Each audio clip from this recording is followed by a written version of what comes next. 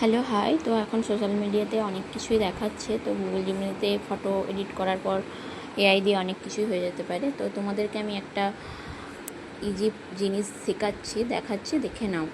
তো তোমরা চাইলে গুগল জিমিনিতে ফটো এডিট করার পর সেই চ্যাটটা পুরোপুরি ডিলিট করে দিতে পারবে। তো দেখে নাও আমি কীভাবে ডিলিট করছি।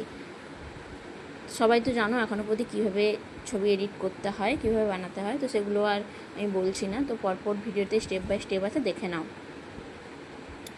তো যেই প্রসেসে ছবি এডিট করা হয়, ছবি দিলে, প্রম্পট দিলে, কিছুক্ষণ ওয়েট করার পর এডিট করে ছবি দিয়ে দেবে ওরা। দেখো এখানে ফটো চলে এসেছে। তো প্রথমে ফটোটা আমি সেভ করে নিলাম। এখানে সেভ হয়ে গেলে এই উপরে দেখো 3টা ডট থাকবে, জিমিনির পাশেই লেখা থাকবে 3টা ডট।